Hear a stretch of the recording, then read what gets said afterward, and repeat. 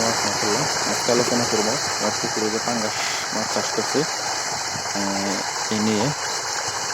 আমার পুকুরে মূলত 6 থেকে 6.5 হাজারের মতো পাঙ্গাস মাছ আছে। এটা মূলত আমি যখন মাছের পোনা ছাড়ছিলাম তখন যে আমাকে পোনা দিয়েছিল ওনাকে বলেছিলাম যে এক এক কেজিতে যাতে পোনা 10টি করে ধরে, সর্বোচ্চ 8টি থেকে 10টি করে পোনা ধরে।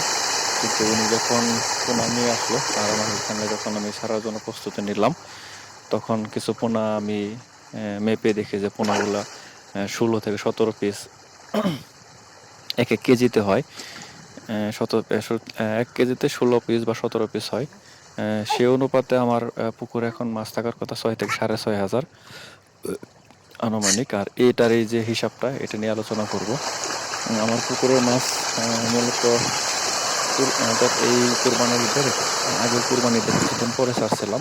সেই অনুপাতে এখন 1 বছর হয়তো 10-12 দিন বা 15 দিন হতে পারে।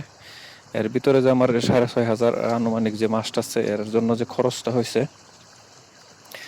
আমি এটাকে মূলত 2 ধরনের বা 3 ধরনের খাবার খাইয়েছি।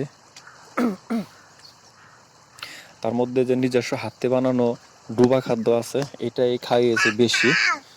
আমার পুকুরটা গভীরতা অনেক বেশি, যার ফলে এই ডুবা খাদ্য খাওয়ানোর ফলে আমার মনে হয় অনেক খাদ্য নিচে পড়ে গেছে, যার ফলে আমার মাছ খেতে পারে না, মাছগুলো খুব কম বৃদ্ধি পাইছে। তারপরে আমি বাসা খাদ্য খাওয়া হয়েছে, পপুলারের কিছু বাসা খাদ্য খাওয়া হয়েছে। এগুলো তো বাসা খাদ্য মূলত নষ্ট হয় না, অপচয় হয় না, এগুলা যা দেওয়া হয় তাই সব খেতে পারে। সেজন্য মনে করি যে যদি গভীর কোনো পুকুর থাকে এখানে মাছ চাষ করেন, সেখানে অবশ্যই বাসা খাদ্য দেবেন। বাসা খাদ্য দিলে পুকুরের মাছের খাদ্যগুলা অপচয় হয় না, সবগুলা খাদ্যই পুকুর মাছে খেতে পারে, নষ্ট হয় না মূলত।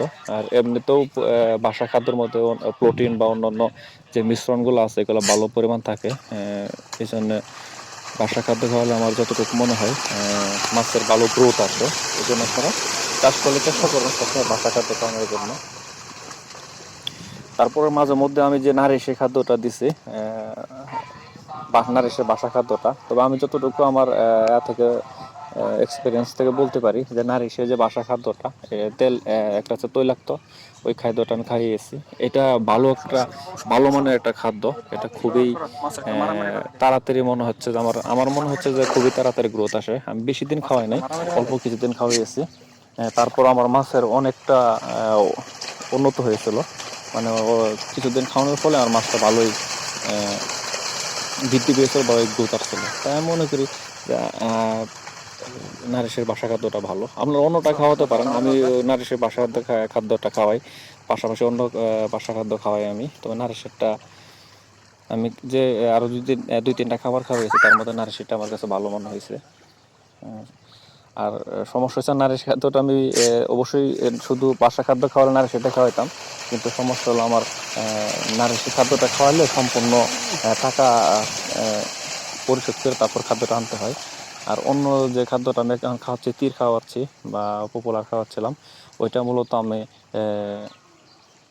যে লোকের মাধ্যমে আনি সে বাকি আনতে পারে, সেই জন্য আমি এখন ওইটাই খাওয়াই আর কি।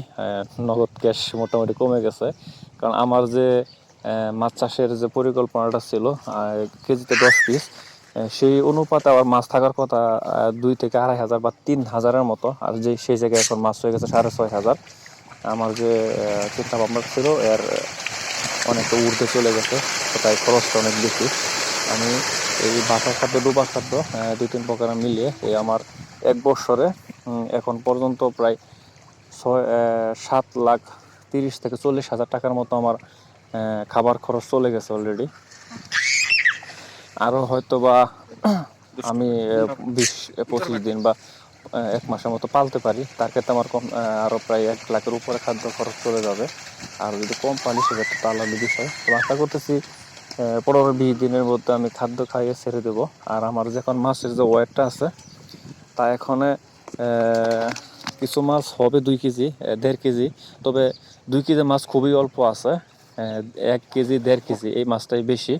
তার মধ্যে যেটা সমস্যা আমার সেটা হলো যে 600, 700, 500 গ্রামের কিছু মাছ আছে দেখে মনে হচ্ছে, এইগুলো আমার একটু সমস্যা হয়ে যাবে, কারণ এই 500-600 গ্রাম বা 700 গ্রাম মাছের সংখ্যাটা যদি বেশি হয়ে যায়, সেক্ষেত্রে আমার মনে হচ্ছে যে আমি একটা বড় ধরনের সমস্যায় পড়ে যাব। তবে দেখি, যেহেতু মাছ ছাড়ছি, এখন যে খাদ্য দিলে যে মাছ বাসা দিলে যে মাছগুলো বাসে, এই যে দেখেন মাছগুলো বাসছে, তো এখানে যে বোঝা যাচ্ছে যে প্রায় মাছগুলো 1 থেকে 1.5 কেজি ওজনের আছে। তো ছোটো মাছগুলো বেশি একটা দেখা যায় না, তো এই মাছগুলো ভালোই আছে। তবে এখন বোঝা যাচ্ছে না, যেহেতু মাছ ডোবা জিনিস। এখন দেখা যাক কি হয়, দোয়া করবেন। আসসালামু আলাইকুম রহমতুল্লাহ।